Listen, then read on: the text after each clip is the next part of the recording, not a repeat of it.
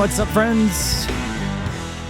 Pastor Mike coming to you live from the Loftus Studios on yet another scorcher of a day, bringing you the Mike Check podcast, the podcast that seeks to strengthen the church to make a stronger defense of the faith by biblically checking the unbiblical. Today, we welcome to the program special guest, Carinne Evans. Carinne, one of our bestiest friends, members here at Highlands Bible Church. And Carinne's going to be talking and telling her story about her long battle with chronic illness, chronic neurological Lyme disease, I believe is how you actually say it, not Lyme's.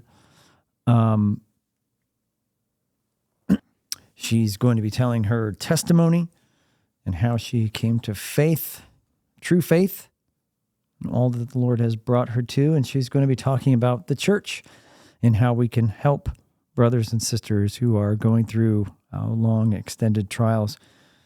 As I was reflecting on my conversation with Carinne, I am thinking of Galatians 6:2, which simply says, "Bear one another's burdens and so fulfill the law of Christ."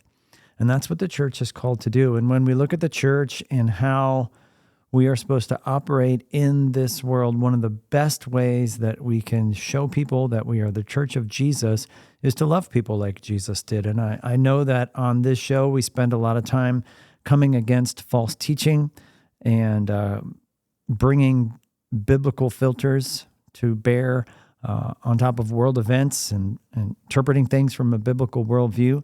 But one of the things we need to do also is care for people. And we need to we've looked at suffering. We've looked at problem of evil and suffering. We've looked at God ordaining tragedy. We've looked at some hard things, but this conversation with Carinne is going to bring it really down to the level of, okay, this is what it means to go through an extended trial of chronic illness, the things she learned from it, and also how the church can help best in those situations. So I hope that you are encouraged by this conversation. I know I certainly was. And without any further ado, let's get over to Carinne.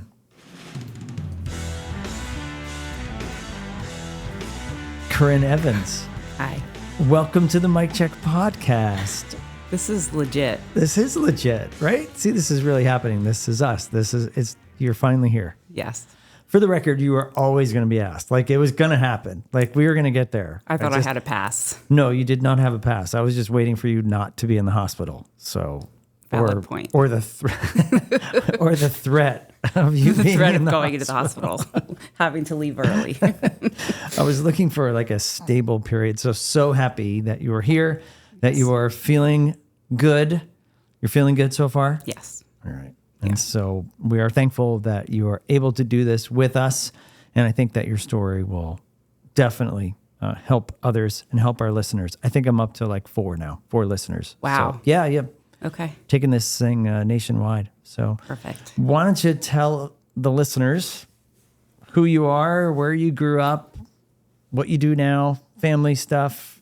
Okay. Anything else you want to share? My name is Carinne Evans, and I'm glad you love with Evans because I almost said Downs. I almost did too. A year and a half in and still forgetting my new last name.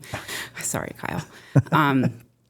But I grew up here in New Jersey and in good old Jefferson, J-Town, New Jersey. And I have an older sister. Okay. And so I'm currently married now. I have a daughter, Madison, who's 17, and little baby Henry, who's 5.5 months. He's the cutest. He is cute. Nice. And what takes up your time day to day? That little Henry takes up a good chunk of my time.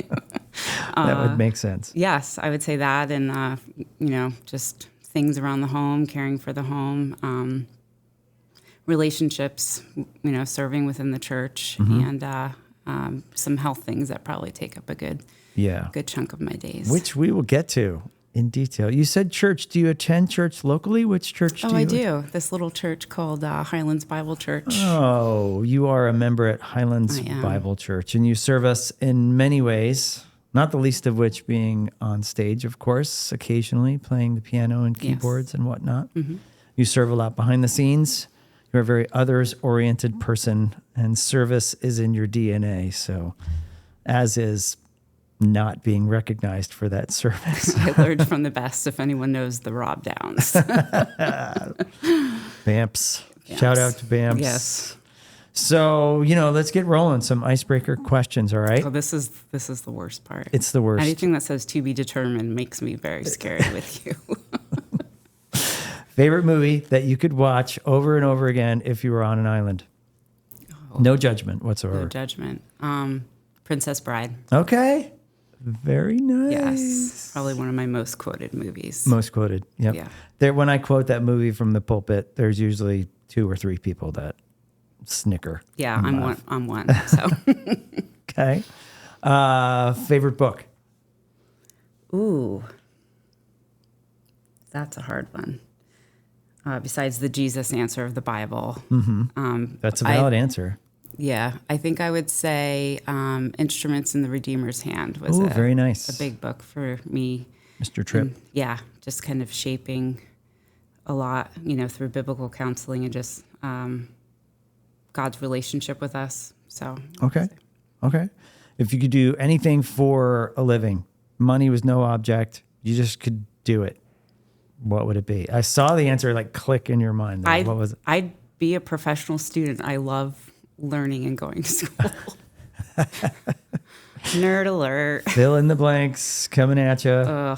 Take notes. Yeah. Okay. Yeah. Very nice. Very nice. All right. Let's get on to some more serious things here because I could tell the TBD things just. Just been very uncomfortable. Yeah. Yeah. I like to go deep. All right. Surface. Buckle up, people. Just ask my husband. He's always like, can we talk about something not so serious? Sometimes? Yeah, talk about anything. So not many people know, I'm not going to go in order, just so you know. Oh, okay. You have had a long history with chronic illness. Yes. Not many people realize that, understand that. They might see you walking around with a leg brace. They might see a prayer request going out that says Carinne's in the hospital or Carinne has a fever or something like that. Can you give us a brief overview of what you've struggled with in chronic illness and maybe kind of bring that up to where you are today with that? Sure. I started just kind of getting sick on and off probably about almost 10 years ago was when that was, just kind of random things, didn't really think much of it, and kind of became a little bit more and more, it was impacting daily life. And what did that look like? Like fevers? Yeah, fevers, just not feeling good, mono, strep, Yep. just being tired, weird rashes, pain. And most of the time it was just, you're stressed, you're tired. At that point, I was a single mom, working, going to school. So there's just a lot of different factors. So, but it wasn't until about 2016 when I was getting pretty sick and actually had to go to the hospital. And actually Mel, I called Mel to take me. And I was thinking about this. That was the last time I walked when we walked into that hospital. Yep. Fully, without a brace or anything like that. That was 2016. So I had lost the use of my left side, and they thought it was a stroke. Yep. Were ready to send me to rehab. I couldn't use my arm, my leg, my face was paralyzed. Face drooped, yep. Yeah, so it was all the way down. And by God's providence, there was someone else in the hospital that we knew who recommended a doctor who said, I really think you should have him come see you. It sounds like you might have Lyme disease. And so he was able to come in and run some more tests, and then found out that that was kind of the culprit of all of the symptoms that I had been having for years. So it seemed like it was going to be a quick thing, some IV antibiotics, got a PICC line. I was like, okay, let's get this 6 weeks. We'll be good. Yeah. And that was 8 years ago.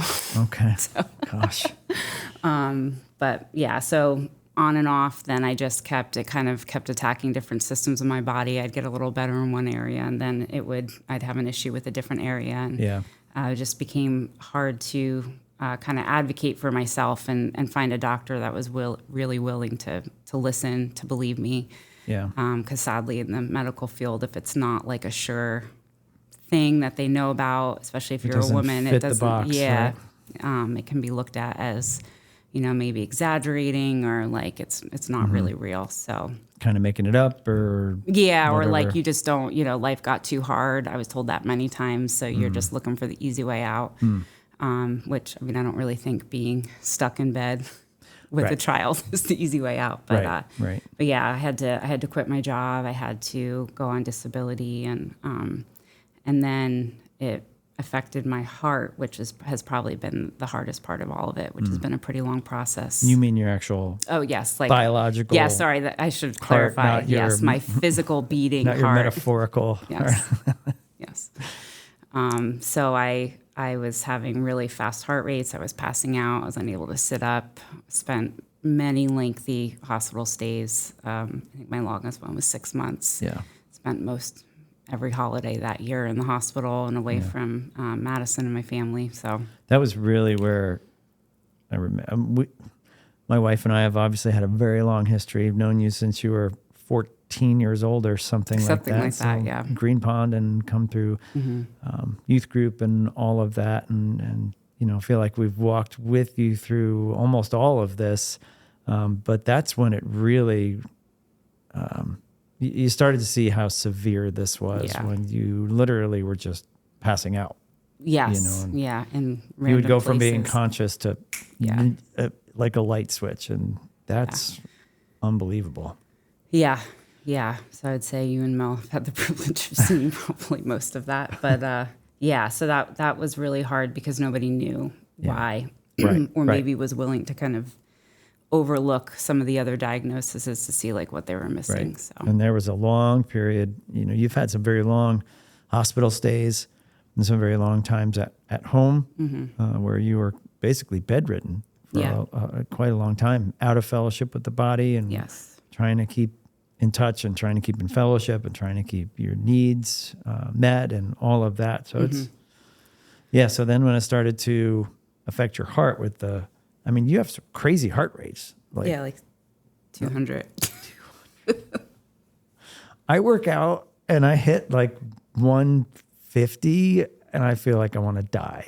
I can't even imagine what 200 feels like. Yeah, you do get used to it though, because 150 used to bother me, and now I'm like, oh, I can feel it, but you do get. It's amazing what the body can do, how God created that. But And so the heart rates, that was an impact of the Lyme that continued to just kind of shut down more things or affect more things in your body, or how? yeah, I had a lot of people, if you're not familiar with Lyme disease, it's not just Lyme disease. So a lot of times a tick can carry multiple things. So I had a bunch of different infections from ticks that caused my nervous system to kind of just like the nerves were dying, basically. So one of the conditions that I was diagnosed with was, it's called CIDP. For those that care, it's chronic inflammatory demyelinating polyneuropathy.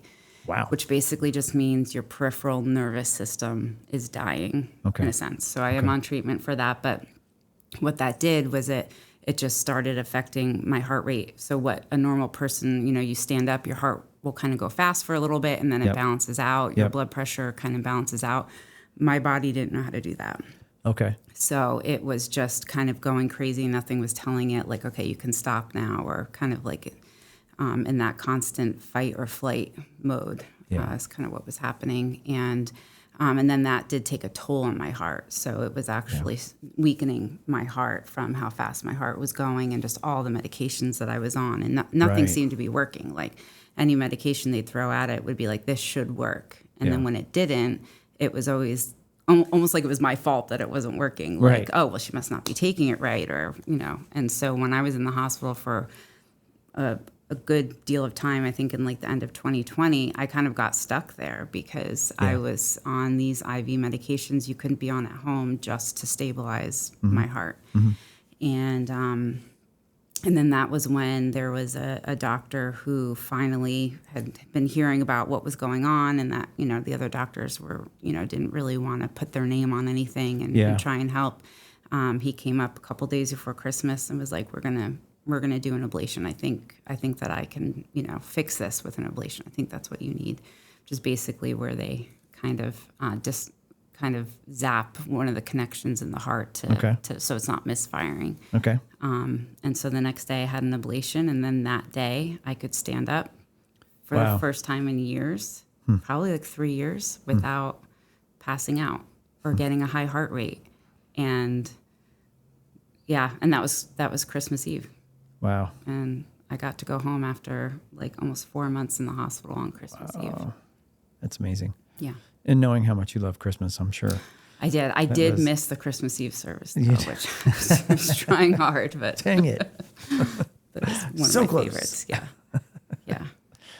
So then there was another procedure that happened with your heart after that, after the ablation, or when does the pacemaker episode? Oh, yeah. How So does that fit in? Because I think that'll bring us up to today. it would, yeah. So the doctor at the time, who was an electrophysiologist, said this is not going to be a one and done. It's probably going to be a lengthier process of, just figuring out where all this stuff is coming from. You might need multiple ablations, but we'll just, address it as it comes. And so I did have a period of stability for a few weeks where my heart was normal. I could do all those things, and then it did start coming back. The high heart rates. Okay. I was no longer passing out, but I was still having, the discomfort, the arrhythmias, and different things. So I did have another ablation, and but the problem is that one actually they ablated a little too much, and then my heart was now going too slow. So my heart rate was in the 30s, and then Yikes. there was nothing allowing it to go any faster. So you needed some regulation. Yes. So then I had to go back in. I was still in the hospital, but I got a pacemaker. And so that went fine, went home, was excited to be back home. And then that night, it started misfiring my heart again. So I had to go back into the hospital and was admitted again. And that was a lengthier stay where my heart rate was now going too fast, but there was no reason for that to happen because technically they had ablated it. So it was back to the drawing board of medications and IVs and just figuring it out. So they were able to get it stabilized with a bunch of medication, which was always a concern because when you're in your 30s and you're on these medications, that they don't know how that's going to affect you long term because it's mostly for people that are more advanced in age. You don't know. So there was always concern, but there was no other backup. Every time I got a procedure done, it was like, this is probably going to cause issues later on, but it's like a cost benefit of quality of life. Like we always knew this could potentially cause me to go into heart failure because of all the things going on with my heart, maybe at age 50 or 60, not now. Right. So, so I did have to then have another ablation where they completely ablated. It's called an AV node ablation for anyone that cares. And it's where the top two chambers just no longer communicate with the bottom two chambers. And so I had to get a dual pacemaker where it paces the top and the bottom. Okay. And then I finally felt normal, using air quotes if that's a thing. And I could walk without, my heart rate going too high. And things felt stable. It was that. It's probably the most stable things had felt. I was able to get into PT. I was able to start regaining some, use of my left leg, with the nerve damage. I just had never been able to stand or do anything long enough. So I had a lot of deconditioning that had happened over those years. Wow. Was it around that time that the Lord brought Kyle into the picture, or? It is actually. Kyle and I met before I was walking. Okay. While I was still in a wheelchair, but post. The zinger. Yeah, the zinger. I still whip. I can still whip around in that thing. I do use that at home quite a bit. Yeah. The thing's fast, man. It is. I think it goes like 12 miles an hour. Yeah. So Kyle came into the picture. You met Kyle, and you were still in a wheelchair, and you started to think this could go to marriage. Like this is like. Yeah, I mean, he was undeterred, of course, by all of your physicalness, all of your Corinne-ness, and everything that was going on there. Yeah, we actually met online on a little Christian dating site called Find Upward. God's Match for you. No. Yeah, no, it was a little cheesy, but He met me on day one. I was on there for quite a while. So, Okay. but yeah, I started the conversation with, I'm in a wheelchair. I'm a single parent. I have a lot of health stuff. I was just trying to weed out. Yeah. I'm This like, I is don't me. have time for, I'm like so tired of doing Read like the this casual index talk. card. If you still wish to continue, Yes. click yes. Yes. Yeah. So, and yeah, he was not sweet. He actually, I remember, asked me the names of my diagnoses so he could look them up. So he could, which actually nobody had really ever asked me that before. Wow. And so that meant a lot, that he was like, I just want to understand, Yeah. But he never viewed me like as I was less than, or this was like standing in the way of something. Okay. And he had only ever known me like that. Yeah. Versus a lot of people, even in church, there was always a before and an after. Right. So. Right. And depending, we were talking before we started recording, right? Depending, even now, Highlands, in the history of Highlands, there are people that know. I mean, they might see you walking around with a leg brace, but unless they sit down and talk to you, they don't know, were you in an accident? Right.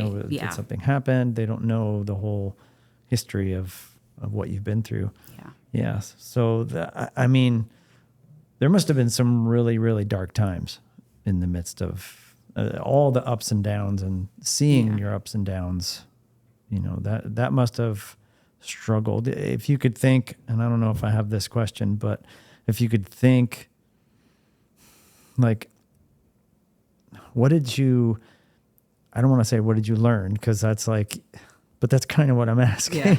Like, what did you learn about God's character? Let's say it that way. Not like what did you learn in general, but like, there must have been times where you found him hard to trust and ask a lot of questions. Why? Yeah. And Yes and no. I think when you're going through something, if I can use the word horrific, because that's kind of how it felt.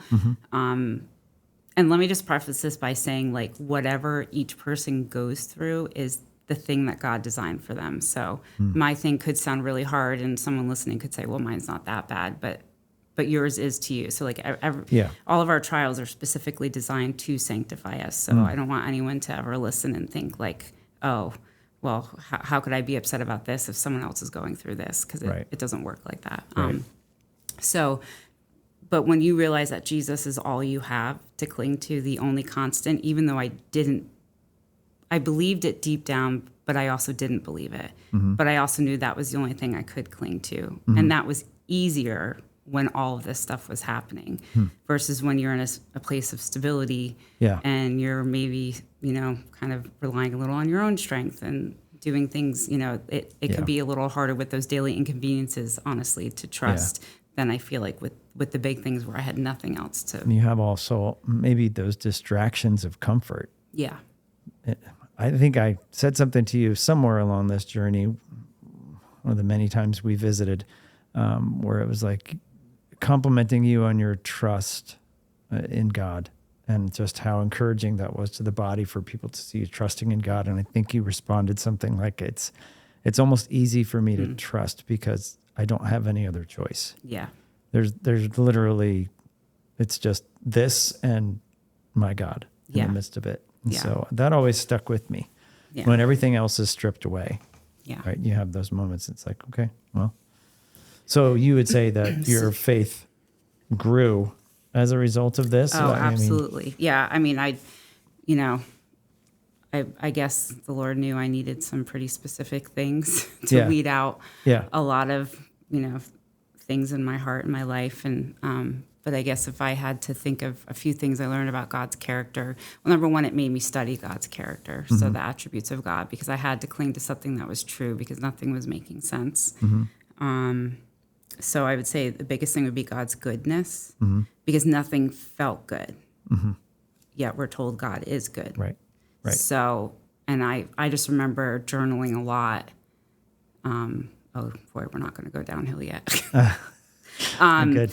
That how could this be good? Like, how is this good for me? Right. Like, I see what this is doing, and not only was my health affecting me, it was affecting those around me. It was affecting Madison. It was affecting my family. I lost a lot of relationships. I just could not see at that time how it was good. Yet God is good. Yeah. So, a phrase that I'd kind of that I used a lot and that we actually used for a fundraiser was, and if not, he is still good. Yeah. And that became what I clung to. And now, of course, being a little bit more on the other side, I see so much of how, of God's goodness, but in it, I had to, by faith, Right. keep reciting it. Right. Because I didn't believe it on, Right. In my weakest days. So Right. that was a big one. And it's a subtle difference, right? You're not saying in the midst of things like this is good, like trying to sugarcoat it, Right. trying to make it something it's not. Like, no, it sucks. You know, day to day, it absolutely sucks. I'm not saying that was a firm word. It was. Well, it's the mic check, Yeah. What's today? Tuesday? Might be cussing Tuesday. Who knows?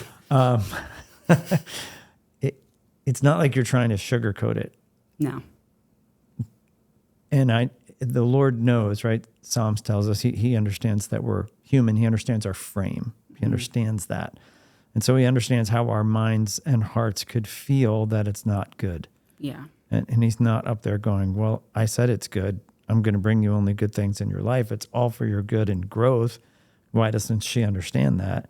No, he understands why we would come to the conclusion that it's not good, because it's very, very hard. Yeah. But then to jump out of that and to realize, no, it comes from his good hand, even though I don't see it as good, that's a very subtle difference. That's where you got to go to his character and be like, somehow he's still good in this. And that did take me, that was not something that came or comes naturally. That was a lot of just, kind of knowing that I had to be in the Word. That was my lifeline, because without it, I was just not at a good place. Yeah. So, did you have a routine that you would do, like with the Word, or where did you kind of park yourself? Were there passages or books of the Bible or other things that so go to? Most times, for me, my time with the Lord has to start in the morning, just because then it kind of fuels me for the rest of the day. And especially when I was in the hospital, you spend a lot of time by yourself. Yep. So journaling is a huge thing for me. I'm a verbal processor. So when I didn't have anybody that I could do that with, besides the crazy roommates that I got put with, which was always entertaining. I would journal a lot. And that always turned into, I would be pouring out my heart, but it always brought me back to that place of recounting who God is. And so the Psalms were, I read the Psalms every day. I was going to say, it sounds a lot like David. Yeah. Psalms of lament. I am a big advocate for words of lament, using words for things that we go through now that the Bible has already given us, So my heart was very downcast. I was in turmoil. My body felt like it was failing me. But, you always have to come back to who God is. And in that, God, I would come to a place I didn't feel better. Nothing changed, right. But I had a little more peace in my heart, to get through the day. And I really love the Valley of Vision prayers.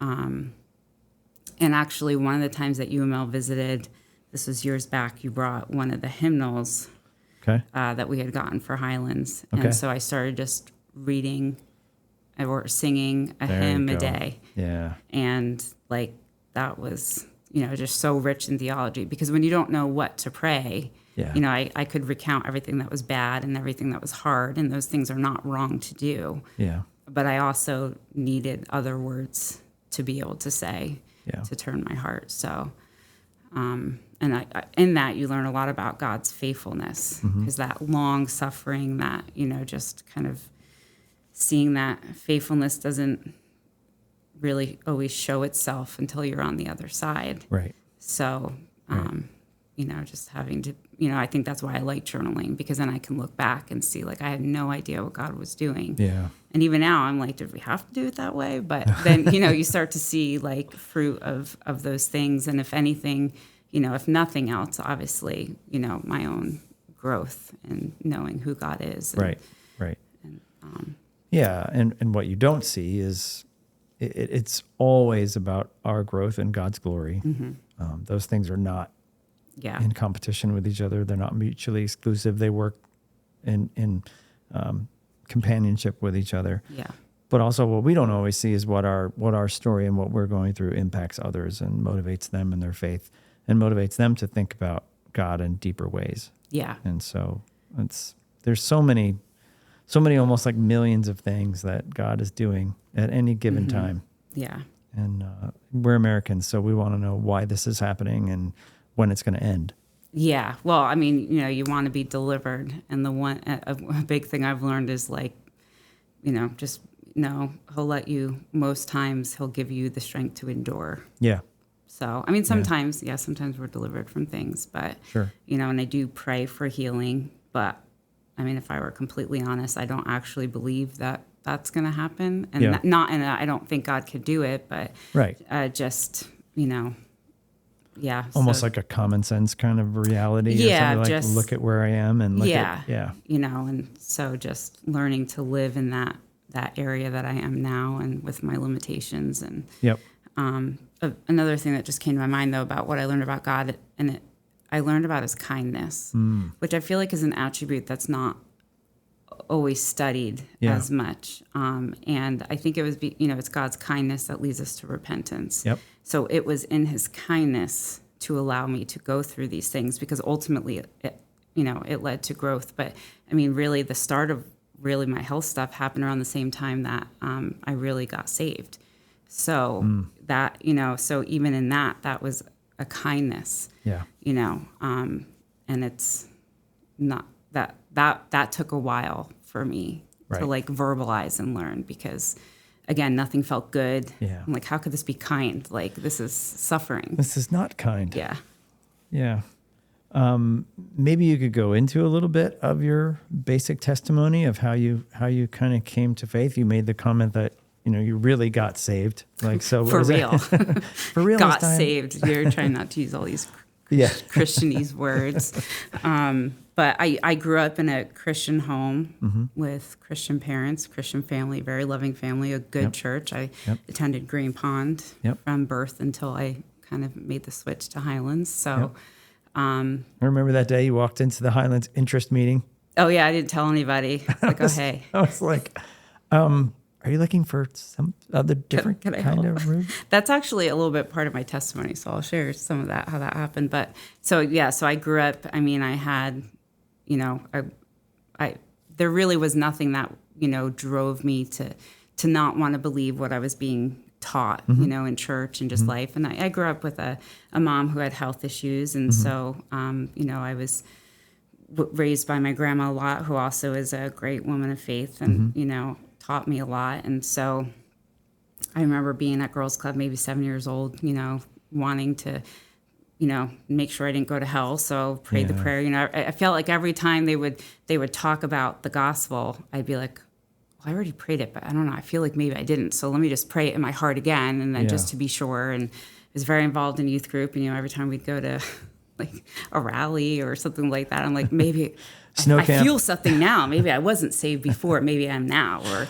cue the lights and the smoke machines. Yes. And snow camp rock songs and turnover. I was crying. Yes. I kind of associated crying with feeling like, oh, maybe something's wrong because I feel something, and so maybe I didn't do it right. Yeah. And my life, I wasn't doing anything awful at the time, but like I wasn't devoting my heart to the Lord. Yeah. And in high school, I kind of started struggling with just a lot of things. I had been wrestling with an eating disorder and some self-harm and different things, and I just remember it was always looked at as just wrong and bad, and I just had all of this grief and these feelings, and I didn't know what to do with them, and I didn't like talking about it either, so I just acted like everything was fine. So I would just do and do and do, kind of run myself into the ground and just kind of get stuck in this identity of like, I have to perform, I have to get good grades, I have to do all this. I was a musician and studying classical piano, and so that was like a part of the push of like perfection and performance, and it was tiring. I just remember feeling tired, but I couldn't pinpoint anything that was so bad, like what was so bad in my life that I was feeling this way. Right. And I think deep down I knew I needed the Lord. whatever that meant. I didn't know what that meant at that time. I mean, I can remember many times sitting on the couch after youth group with you and Mel or my Aunt Jill and Uncle Danny, and it was like the same conversation over and over again of like, I feel stuck, nothing's working. And, kind of be like, you need Jesus. And I was like, I have Jesus. I'm reading my Bible. I'm praying. I'm going to church. And so I started filling myself in other ways with things of the world and just like getting caught in these, just sinful, addictive patterns of things until I was in so deep, I just couldn't, I just really felt like I couldn't get out. And it was around the time my dad had a stroke at a young age, and that was very, very hard for me. And I remember I started to spiral after that. That was when I really kind of hardened, my heart was hardened towards the Lord, because I was just like, this is just not working. Kept going to church, kept, doing those things, because I think something in me felt that pull. The Spirit was allowing me, thankfully, to still be around good people. And, but my heart was just hard towards all those things. I hate to use a buzzword because I don't like using this word, but it's almost like you deconverted, but yet you were still functioning. Well, I think I was like finally at that point where I had to decide, what do I believe? There you go. Is it just like I'm saved, or, because I go to church, my family goes to church. And in my mind, I was like, then everything should be good. Yep. Because why would God allow hard things to keep happening? Yeah. And then it kind of became like, well, I'll show you. I'm like, this is really bad, and this isn't working. It almost like it just pushed me to want to just like rebel in every way possible. So that was around the time that I think I had graduated high school, and I took a semester off to figure out what I thought I wanted to do, because I went from being so academic and I'm always going to play piano, performing in New York City, to I'm not going to go to college. I don't this is not my dream. Everyone's pushing all this stuff on me, thinking I should be doing these things. And so I took a semester off, and then at the age of 19 found myself pregnant. And that is really the start, I feel like, of the Lord starting to work in my heart, because all of a sudden it was not just about me. And I had to make a decision of what am I going to do here? And now there is someone, even before I gave birth, that is going to be dependent on me, and I can't even take care of myself. So I do think that was the start of like pulling away from, some of the lifestyle that I was in, and, having to cause me to, change that. Yeah. Being forced into parenthood. Yeah.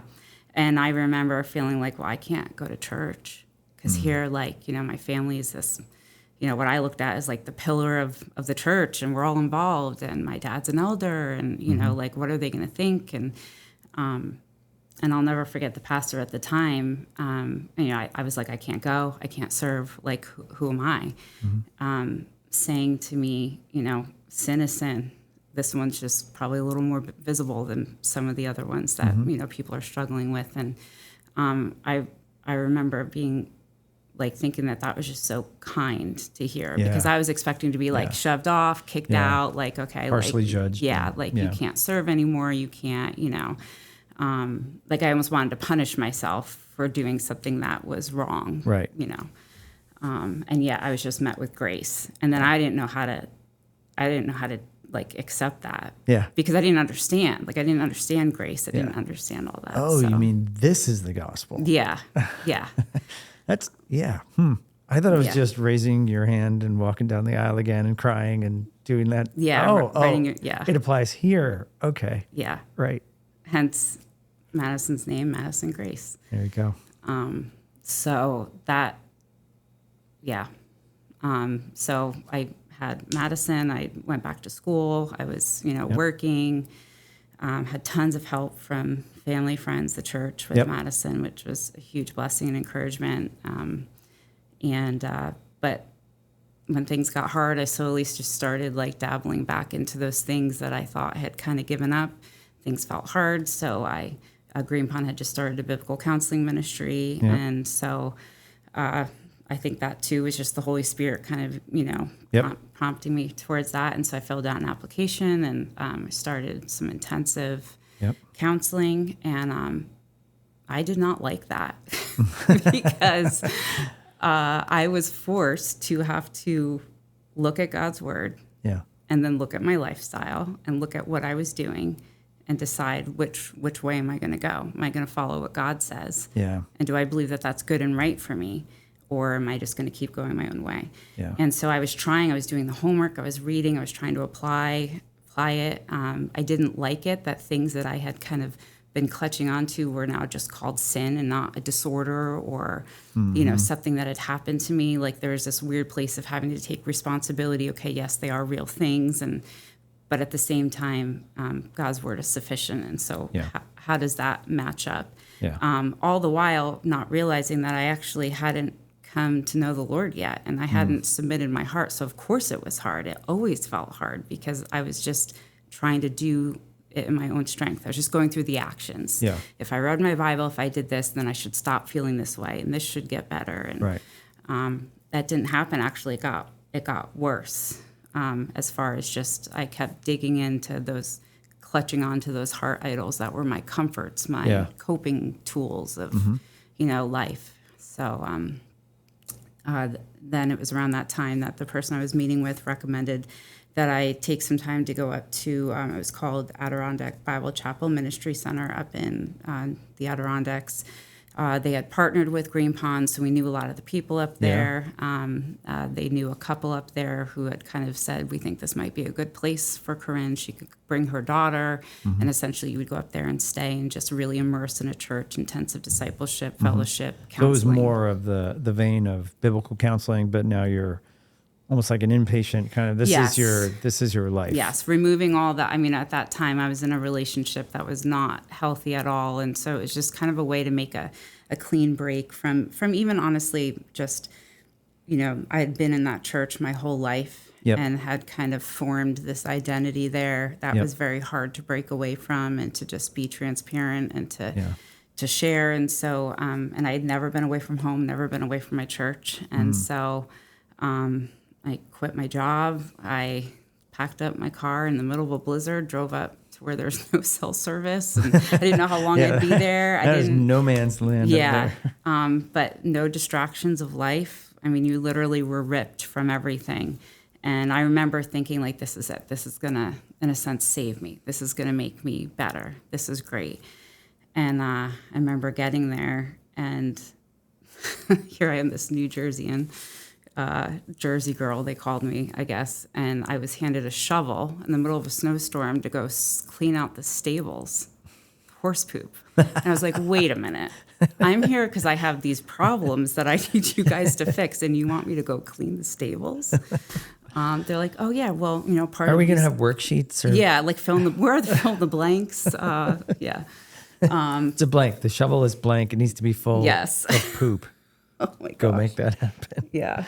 And it was like, no, when you're here, you're going to serve. And I was like, and that was what the whole thing was. It's like, it's not about you. Yeah. And when you're so focused on yourself, you that's all you can see. Yeah. And so so the whole thing was getting outside of yourself and serving other families while still getting, intensive discipleship, biblical counseling, Because there's definitely, and that's, I really believe in that, getting outside of yourself, because when we have these issues, especially kind of maybe these sins that are besetting or whatever you want to call it, you're still just really just thinking about yourself. Yeah. And then coming out of yourself and serving others, it does something. It just eliminates the focus that you would normally be putting on yourself, and instead you're shoveling poop or, helping someone else. Yeah. Right, so that is so powerful. Yeah, and everything in me wanted to resist that because I just kept on saying, but what about like my stuff? Like this is not getting better. Yeah. And I remember there was a couple up there who really invested in me and Madison. And it was like sometimes we didn't even talk about the problems. It was just we were doing life together. Yeah. And I never really experienced that. I mean, you and Mel did that a lot with me, but I was not in the same place then as, I was now. And so like just seeing how they served, seeing how they loved the Lord, seeing how they Yep. poured into other people. If anyone knows, I love writing cards. I love writing little notes, but that's kind of where that came from. Yeah. I was actually thinking that because you do that. You are, I said do. You do that. Lightening the mood here. Yeah. It just clicked that that's probably where that came from. Yeah. I don't remember you before ABC doing that as much as you do it, now Yeah. as much as it's part of your life, service and Yeah. notes and considering others and thinking of others and Yeah. Yeah. So a lot of times when I found myself in those positions, it was like, okay, pick 5 people and either check in, ask how you can pray, write a note, Yeah. something like that, because in that it does help you. Yeah. But I was up there for like a year, and it again was still hard. I was still struggling with these same, kind of like bigger, Yep. whatever you want to call them, the sins or just, things I had kind of carried with me through a lot of my life. And, but I remember, kind of feeling a little better. So I'm like, okay, well, I guess like I'm making progress, whatever. I even shared my testimony, like at one of the I remember, I think we went up there for yeah, that. you did. And I'm like, I'm better. I'm like, I love Jesus and all this stuff. Although I can tell you, I didn't actually really know what that meant. Like when people say, I just love the Lord. I'm like, that's nice. I don't really know what that feels like, but okay. And I remember we were setting up for this ceremony where I was going to share my testimony and all of this. And we were taking a walk around the lake. And at that time, I was still very heavily in these patterns of, struggling with food and body image. And so I had kind of replaced it with just exercising way too much. And so, I don't know, somebody forgot bug spray. And I wasn't being nice to go offer to get it. I thought, oh, that's more running I can do. I'll run back, go get the bug spray, and then meet up with them. So I'm like running, and then all of a sudden I go down, and I hear a crack. And I'm in the middle of the woods, nowhere, and my ankle just snapped. And I remember yelling for help. Nobody's coming. Like, come to find out, people heard me, and they thought I was just being loud and joking. Oh, no. So I had to drag myself back to a car where I knew eventually somebody would come to get the car and then find me. Yeah. And, you're living up in the middle of nowhere, so there really wasn't like a big hospital to go to. I'd gotten it looked at. They said it was probably just sprained, had to be on bed rest, whatever. That was very hard for me. And then we found out it was broken. So and it didn't heal right. So I was stuck in bed. And I remember just thinking, okay, I'm not going to read my Bible. I'm not going to eat. No one can make me do anything. I'm just going to feel sorry for myself. Nobody knows I'm up here. I'm all alone. All those things. Poor me. Great plan. It kind of just, everything that I was sort of acting like was fine, just like fully erupted. And there was a morning, it was like really early in the morning, and someone who I had been meeting with came into my room at like, 6 a.m. I was like, what are you doing, like, in here? And she's like, I just really feel like the Lord wants me to read the Bible with you. And she's like, we're going to read Jonah. And she had me read Jonah out loud. And I got to Jonah 2:8, which says, those that cling to worthless idols forfeit the grace that is due them. And I think the only thing that she said was, what are you clinging to? And I just started crying. And that is the minute that my heart was changed. Wow. So, and I'd like to say that I got really great after that and everything was easy, but actually it was the opposite. I had to undo a lot, just in what I believed to be true. Yeah. Still deal with consequences of decisions I had made. Yep. Throughout this period. It doesn't mean that we're kind of free from that. Yep. Doesn't mean that life isn't hard because of that. So, Yeah. I mean, we're not, I'm not saying you're punished for things, but Sure. you do there are real life consequences for the way you've lived your life. But that was the moment that I couldn't even say the word Jesus without crying. And I'm like, this is what it is. Is that the moment that you kind of understood what it meant to love the Lord? Jesus. Yeah. I was like, I love Jesus. Yeah. And so that was the huge shift. Nice. And I mean, that was when, the Lord saved me. And yeah, like even in my journals, which is why I love doing journals, there is literally a night and day difference from that time on, and how I wrote, how I communicated, how I even shared hardship, because previous it was just a lot of complaining. Yeah. And justification for why I was the way I was. And yes, things happened to me and situations happened to me, but now it's like, okay, but you're in control now of how you respond to that. Right. And, you can't just keep sinning in response to being sinned against. Yeah. So then it really became I had to take responsibility for moving forward. And really entrust yourself at that point fully to the Lord and understanding the grace. I mean, that's such a powerful verse in that application. I mean, how many times had I read through the Bible and read Jonah, and I never remember that verse? And that's like the power of God's word. Yeah. Man, gives me goosies. But it's so real in the way that you talk about it too, because it's not like you're saying and then everything was fine, because it wasn't. You were growing, but you were fundamentally changed who you were at that point. Yeah. I guess you had something to fight with and something to fight for. Your new identity in Christ, and the Holy Spirit living within you, truly giving you the ability to do that, and the reality of, no, I'm fighting for my life through this, not only my physical life at times, but my spiritual life. Like, no, he's faithful. He's going to do this. Yeah. And I think like even, coming back, like, so I had this whole experience up there, and everyone knew me for who I was and who I then became. Yeah. And they knew the story, and I had no problem being transparent. Yeah. And then I come back home and like thrust back into the New Jersey way of life. And it was hard because I didn't know, I even going back to church, like nobody knew what had happened. Right. And then I had a hard time actually like, well, if I say that I thought I was saved and I wasn't, but I am now, like, what are people going to think of me? Or like, you know, like I became to worry. That fear of man just kind of like came right back in, and I had a really hard time kind of immersing back into my family. And I was living with a family from Green Pond, which was an amazing blessing at that time, because they really were able to kind of come alongside me. I was able to kind of be myself with them. And, they were really great for Madison and I in helping us kind of reacclimate. But I never really felt like I kind of connected back into Green Pond, which before all that, if you would have asked me, I'm like, I can never leave Green Pond. This is my church. Right. This is my family. Like, no way. I'm never leaving. Right. And now I found myself feeling like I don't feel like I have a place here. And I also believe that was God's way of kind of like beginning that shift of like bringing me to pursue Highlands. Because if I didn't have, I think it would have been a lot harder for me. There would have been no reason for me to be like, I'm going to leave Green Pond. I literally lived like 2 minutes from Green Pond.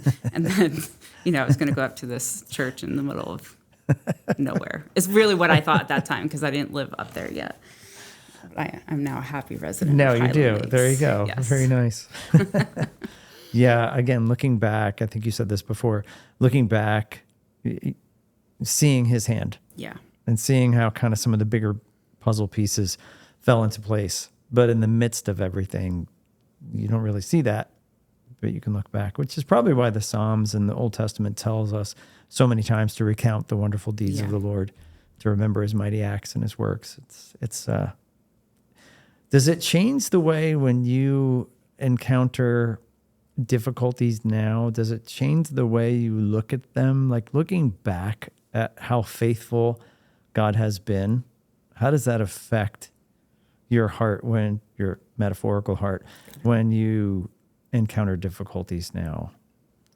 I think I'm a little quicker to get to the point of trusting and being like, okay, this is what we're going through. And I don't know why, but the Lord's going to see us through. Yeah. It's still hard. Sure. But I think with anything that we work through or struggle with, you just hope it gets a little easier as time goes on. Or even like, if you're struggling with a sin issue, like, maybe in the beginning you start with what I like to call these large target sins that are like really easy to kill. It's like, I'm just not going to do that. Yeah. Yeah. But then like, it unveils these like little smaller areas. And then it's like, okay, so I mean, even, some of the stuff that I've worked through, it doesn't mean I don't ever struggle with it. Right. And I think there are some things that we do kind of will always struggle with in some way, but it becomes more of a battle in my, like, just like the thought happens and then I'm addressing it there versus like it's an action before I even realize what happened. So just, it's almost like growth and sanctification. Maybe. Maybe. I would definitely say that it is. Yeah.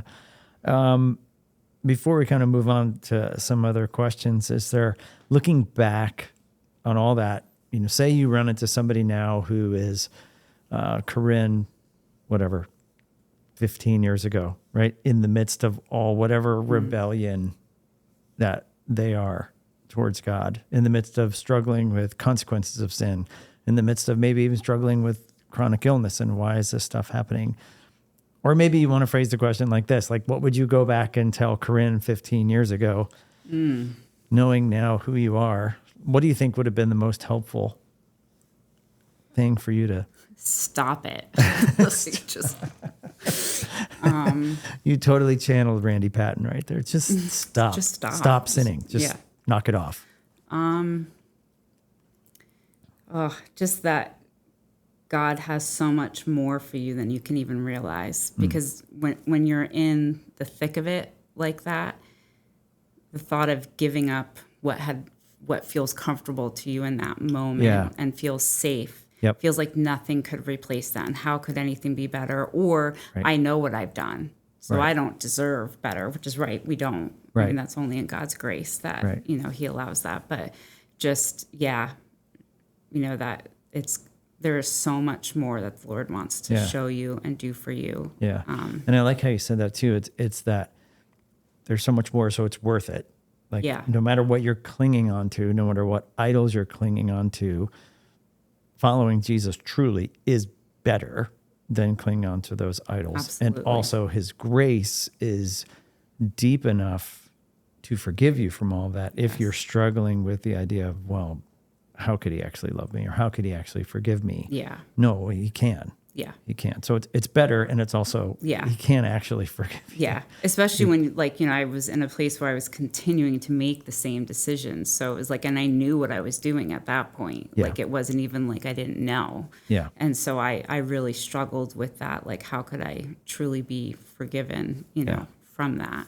That's a scary point. And, even in my own life, coming to that point a couple times with, I need to put this down, but I've been doing it for so long, or this sin has been around me for so long. It kind of scares you to death, because it's like, maybe you felt the conviction of the Holy Spirit, like, no, this has to die. Yeah. And you're like, does it though? Yeah. And that's where like accountability, like, some of the stuff, like, the Lord reveals to you privately. Yeah. And then like telling someone else. Yeah. And there was a time for me where, I had to keep actually reapplying for biblical counseling, because I needed those, like, that accountability, and I needed someone to ask me the really hard questions to go there with a place that you don't really want someone digging around in, because, I want to be so careful in saying this. It's like when you get out of something and it brings you so close to the Lord and then things are good for a while, you're like, oh yeah, I could use like another trial to get me, like, I could like kind of go back to, I want to go back to that feeling of like what it was like with just me and the Lord. Okay, not a trial, but like, do you know what I haven't had a good trial in a while. Like, because there's nothing else. Not, it strips away. It's one of the things that is not about you. I'm interviewing you, but one of the things that when I was diagnosed with cancer, I was struck by immediately how everything fell away. Yeah. Like there was nothing, like all the pressures of running a church, like whatever else, anything, it was just gone. It was just like, I had one job. It was like stay alive. That was it. Yeah. And so I really relate to what you're saying with that idea of all of the things that we go through life and we accumulate, like baggage, and whether it's comfort or just the day-to-day stuff of, changing diapers and running around and all that stuff. It all falls away. Like if you go through a serious enough trial, it's you and the Lord. Yeah. And you're literally fighting for your life, your spiritual life and your physical life in that. So yeah, that's very powerful too. What do you think? This is not on the list of approved questions. Uh-oh. Anxiety My agent rises. didn't approve this one. No, stop calling me back. What do you think? Just give an example of one or two or however many of those questions. Like you said, ask the harder questions. Like, so putting on like the pastor hat now, like for Highlands, like how can a church in our relationships, in our discipleship relationships, our friendships, what would be like one or two of those questions that really kind of get below the surface and, like you said, ask the harder questions like that we're usually afraid to ask. Yeah. We usually be like, hey, how are you? Good. Okay, cool. Yeah. I'm struggling. Well, I'll pray for you. Yeah. What are those next level one or two that might come to mind? Yeah. I mean, I had somebody that would ask me, if I had shared a specific sin I was struggling with, like ask me, have I done that? Have I fallen in that way where like I've chosen to, so as a follow-up, and ask, or, how do you feel like you're doing with your quiet time, and not leaving it at that? How are you spending your quiet time? Right. Good. Are you in the word every day? And like, I think it can be what does easy. that look like? Yeah. For people to be like, who are you? Like, whoa, who are you to critique how I spend my quiet time? And, then it becomes about this legalistic thing. And it's like, no, if someone loves you, they're going to be like, are you in the word? Like, are you reading the Bible? Yeah. And are you... And how has that impacted you? And because you should be able to walk away every time you read the Bible, most times with like, okay, I need to change that, or I need to remember that, or I want to think about that today. Yep. We should... I mean, sometimes it is more action because we know we need to do it, and like, hey, my heart's not there yet, and I'm just doing it out of obedience. But more times than not, it's if you're sitting in stillness, you're gonna see something that the Lord's trying to show you. Yeah. How are you spending your time? Mm-hmm. Are you looking at things you shouldn't be looking at? Mm-hmm. Nobody likes to ask anybody that question. That's like, whoa, and that could even go from like TV or what are you listening to? And, because you don't have to jump to porn right away. Yeah. It's like, I mean, there are plenty of other things we can get sucked into. Yeah. I've had people say, how are your finances? How are you, because you can directly look at how we're spending our money and our time. It's going to show you your heart. Yeah. So, and that's like, sometimes when you're working on things that people can't see, there's like so much all the time. It's like, you don't want to answer those questions because it just feels like, it's almost like you just want to be like, okay, get out. You're like too close because we like get to hide. There. Yeah. Like stop. There's like certain people when they look at you, you're like, stop looking into my soul. Yeah. And it doesn't mean all the time. It's got to be like, and I've had to ask people, what do you think you're doing well in? Like, how do you feel like God has shown himself to be faithful? That's such an important question to ask. Yeah. Because it doesn't always have to be like, okay, here comes Carinne. Let's have a deep conversation that's going to tear my heart out. It's like, well, let's also celebrate the gospel and what the grace of God's doing in your life. Yeah. Yeah. And just knowing that, people are alongside you no matter what.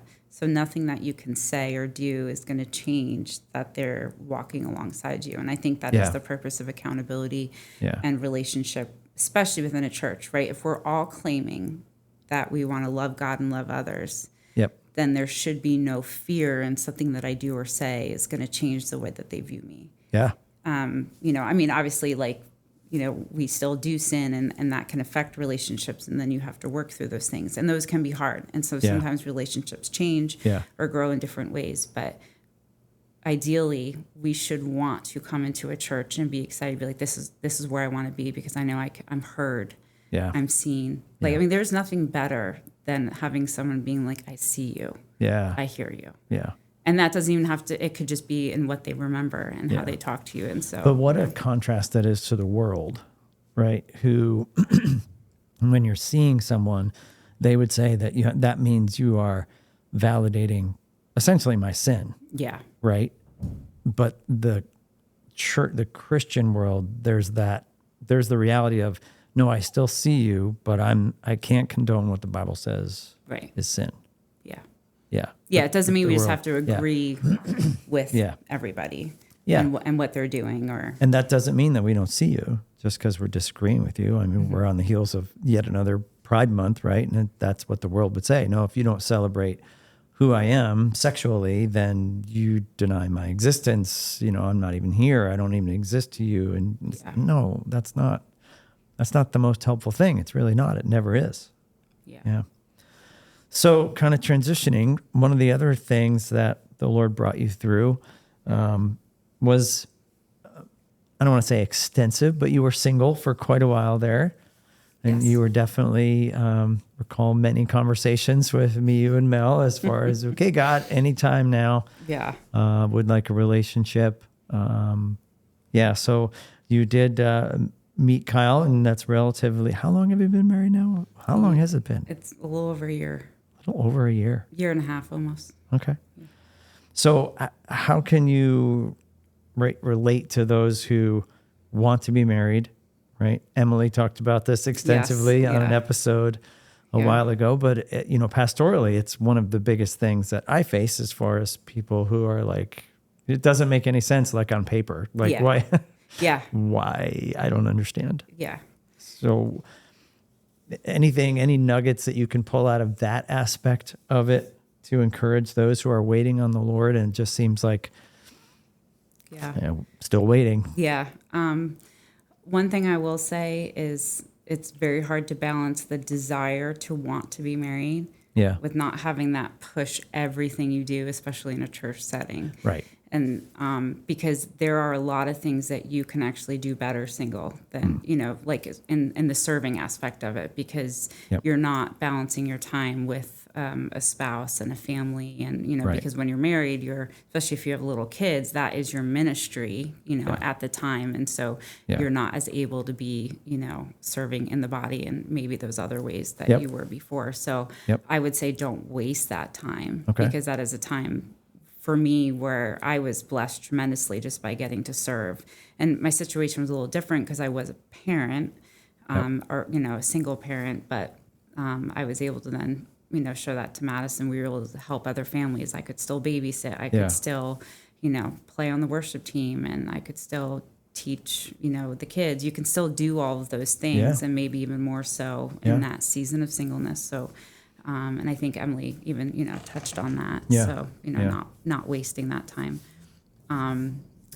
But also not settling. And I know I used to hate when you would tell me that, because I just was like, okay, it's easier for you to say, like, because like you're seeing maybe situations where it didn't turn out so great. And it's like, and here I am still by myself. And, it almost became, I would think I was okay with it. But then, I'd go to a wedding and I'd be like, yeah, definitely not okay with this. Yeah. Like, I want to be married. What is wrong with me? Poor me. And then it almost became this badge of honor. Like, fine, I'll show them, I'm not going to meet anyone. And everyone that said, oh, just you wait, your time will come. And I'll be like, you were wrong. So something must be wrong with me. Like, it almost became this, like, this very, like, dark place that I went to. Which actually, I will say that's probably a very not helpful thing to say to someone that's single. Like, I don't know why you haven't met anyone. You're great. Because then you're left feeling like, okay, now there really is something wrong with me because I am single, know. So, I think it's so hard not to say that. I know it is, and I probably used to say things like that, maybe, or have said things like that. Oh, I've definitely said it. Yeah. So I try not to. But what I will say was very helpful to me was people that included me in their family, even though I was single. Good. So invite the single people over into your home. Let them see how you parent, how your marriage is, how you like. I even had a couple once invite me on their date night, and they treated me to dinner, and they got me a babysitter for Madison. And that's cool. And no one had, like, I was like, wow, they thought to do that for me. Yeah. That was very special. Yeah. So obviously you're a huge part of Highlands Bible Church and a huge part of Green Pond before that. And in a weird way, and I'm sure we've talked about this before, as a pastor, it's like I get to see people helping you and ministering to you, which is like, great. I'd rather not need all that help. But I, of course, love to see the body in motion in doing that and helping you. So, I mean, maybe talk a little bit about that. How has the church helped And what can we do better, as individuals and as the church, helping people with chronic illness? Yeah. I just want to say a big thank you to anyone that has helped. And there's so many ways the church has been helpful. Yeah. It's been a huge blessing. And sometimes, and I've said this a lot, it just feels like too much. Yeah. Like, who am I that people would want to help? Even people that have never met me, from meals to cleaning, from a time when I couldn't drive, offering rides. I mean, the very practical things that are hard to ask for. Yeah. I mean, there was even someone that, I was living with my parents a good half hour away from Highlands, and I didn't drive. And so someone's like, well, I'll make a schedule.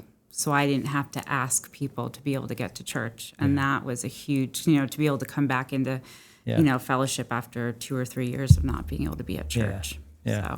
So, and just the love, people pray and just love us, and we feel it. Like, when I can't be at church, or when Kyle and I can't be here, and then we come back, there's just this feeling of like, these are our people. Like, this is like, that's good. Yeah, this is where we are. So, and those are practical ways, like the person that made up that schedule to get you to church, right? That's so much better than saying, give me a call if you need anything. Yes. That was actually just going to be one thing. Like, and so I want to say the good things first before saying maybe some things, because I don't want anyone to be like, think I'm calling anyone out by any means, or, but being that I've been in this position, I can see maybe what would be helpful if somebody else is going through this. So I think, especially with chronic illness, the church is really good at acute things, like a death in the family, a birth, something, cancer, right? The diagnosis, it's like, you just kind of come in. Yep. But when something goes on, I mean, we're talking years and years of needing a lot of help. Yeah. It can be very hard. I've even had people that have said to me, it's just too hard, I have to step away. Yeah. And while on one hand, I totally get that. The other hand, I'm like, I would love to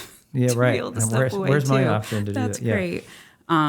And, it's just not the reality for me. So I think, like you said, being very specific. So if, instead of maybe saying, let me know if you need any help, because for someone like me who has a very hard time asking for help, that's going to be like, okay, I know they're there, but I don't want to burden them, because now they have to say yes because they offered. So, and then I have this whole conversation with myself, and then I talk myself out of even like following up. And then I'm like, how can I help you? And then it's like, okay. And that's obviously the Lord's showing me how to, kind of have to accept help and lay that down, because it's, not about me always. Someone can get a blessing out of serving. So, but I had someone that I'd never even met before come up to me and just be like, I want to help you do this. Can I come over this week? Mm-hmm. And I was just like, boom. Yes. And she came, and we had a blast, and like, it was so helpful. And, and so that, like, or I'm free Monday and Wednesday, which day works better for me to come help you? Or do you need a meal, or do you just want to visit? Because sometimes it's not even like you want someone to do something for you. It's very lonely being chronically ill. Yeah. And your point before about, your time up at ABC, it wasn't always like you were doing something, like, or something related to the problem. Right. Like maybe you are having that visit, and you're just hanging out, and you're watching TV, or you're talking about something, and then it drifts into spiritual topics, or then there is something that you could do, or you know what, you could move this over to here, or take out the garbage, or something. Yeah, because I mean, on most days, like I just don't feel well, and I struggle with a lot of pain. So what is a normal thing of just walking upstairs to even put the baby down for a nap could be the only thing I can do that day, because that's all my heart can handle on a hot day like this, or if it's not working well, so, and my spirit wants to do so much more. Yeah. And I have all these things I want to do. And so having to learn to live in that place of being limited and where to spend my resources. Yeah. So I try to be very intentional with the time that I have. Yeah. And so, so I mean, even just entering the home with someone, I mean, laughing, like you don't like think it's got to be anything really great. That, like, I mean, you've been through a lot, so you kind of develop a little bit maybe of a darker sense of humor about things that should be serious. But laughing is good too. And it doesn't always have to be serious in this big thing. It could just be something, really small. I get so many cards in the mail that I'm not expecting. There's one family in particular, since their girls were little, has been faithful to always send me cards. And, you can't always say thank you. So this is a public thank you for that. And, just to know that people are praying, don't even think that that's nothing. Yeah. And if you think of someone, just text them, just say thinking of you. Yep. And, so those go a long way for people that are, maybe just struggle a lot in the day to day. Yeah. Good. What about now? I mean, your wedding was probably one of the greatest moments for the body here at Highlands. And Green Pond too. I mean, there was just so much joy. I mean, people were flipping out. Not only was Carinne getting married, Carinne was walking that was the first time I down walked the aisle. It was like people were. Oh yeah. Well, I didn't tell anyone because I was, just in case it didn't happen, I didn't want to So, we've talked a lot about the dark times and talked a lot about, some of the things the Lord has brought you through that were really hard, but the Lord has also shined his unbelievably, and then for you to have Henry, it's like, what was left of people's minds was just blown up. It's like, wait a minute, what's this? She had a baby? What? So, I mean, when you look back at the not so recent history or even the longer history, what are some of the things that bring you a lot of joy when you think about it? I mean, definitely that, being married. I mean, and it all happened so fast, dating, marriage, baby. And I think it's really good to recount the good things, because in that there was a lot of hospitalizations and difficulties, but but overall, things are much better than they were. And so I think being able to be a wife and, take care of a home and, now I have Madison and Henry, and it's such a joy to be a mom, even though it's the hardest thing, ever, but it's so rewarding. And being able to come to church, I don't think I realized. So maybe it was 3 years I couldn't come to church, and COVID was actually a good thing for me that came out of it, because then live streaming became a thing, and that was not a thing before. So plus maybe the pressure was off of, hey, can you come to church? Yeah. And so that first Sunday that I came back, I don't even remember who was greeting that day. I just I think I just instantly started crying, because it's such a joy to be able to worship with the body, to be able to sing, to be able to play. And I mean, it is hard sometimes when I'm not feeling well, but there's nothing I would rather do. If I only have energy for one thing, in a week, you better believe it's to go to church. And if I can play, it's to do that. Because it's a way that I can be unhindered, if that makes sense, in my worship, because I know who I am on, even my best day. And I know I need Jesus. And there's just something about worshiping from that place of, weakness, and even sometimes in the dark when things are hard, that is just so sweet. And that's what the body's for. Or, the people that have, the Lord's brought people into my life that I would probably not normally have had a relationship with, that, maybe weren't the people I expected to show up for me. And they did. I've got amazing community here at Highlands and at Green Pond. And, I've met so many great nurses through my hospital stays. And I mean, it really, it's just there is so much good that continues to come out of it. And not that, you want to keep going through those hard things, but that is part of God's grace too, because there is blessing in that. And I mean, my one thing that I've always said is I just want to be able to be faithful.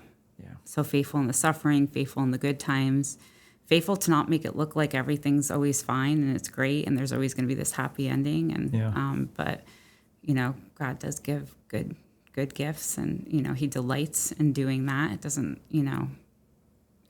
doesn't have to be hard all the time. And hard is not bad. Hard is not bad. It is just hard. And that is the thing I have to say all the time. Because we're afraid. We're afraid of uncomfortable things. And it's, okay, it's not. And I do think that's part of where we are, right, in this country, who we are. You go to a third world country, they live in hard. That's every day is hard. And so for us, we have so much comfort and distraction that hard just seems like something we need to push out of the way immediately. But God, I think it was Spurgeon, right? God does His best work in the dark. These these are critical times for us to grow, and we don't want him to push it away. Yeah. That's where we started this whole thing. He ordains it for a purpose. Yeah. And that doesn't mean always our happy joy times. Yeah. But it's good to think and give God glory for just where you've been and where he's even brought you these joys in the last not so distant future or past. Yeah.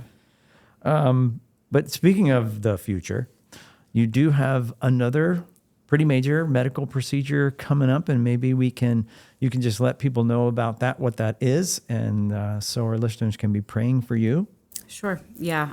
So next week, I think the 18th, I go back to have another pacemaker placed. So I'm only part of my heart is being paced right now, and unfortunately that has caused me to go into heart failure. Okay. A little sooner than maybe they thought that would have happened, and so it's created a lot of issues. And so they're gonna finally, they were waiting for the technology to come out for the second one, so they're gonna go in and place that. So are they taking the one that's No, they're leaving the other one, and so I will have two. Okay, and they're going to work together? They go directly into the heart, so there's no leads or wires because they do have problems with infections and things like that. Yeah. So that hope is that, they will communicate with each other, and it'll take off some of the load of the part of the heart that is now pretty weak. So, and, I've had to be on a lot of medication because of that, which has been very hard, even just recently, causing a lot of issues. And I didn't even speak about this part, but my stomach doesn't also work, so I'm fed by a feeding tube. So I also have that I'm kind of dealing with, figuring out when to do that, because you're attached to an IV pole for 12 hours, and you can't really go out with it. And so much of life revolves around food. Yeah. And the irony is not lost on me that I struggled so much with food. And then it's like, now I can eat, yes. And then it's like, oh, wait, no. Sorry. But you can't. Sorry.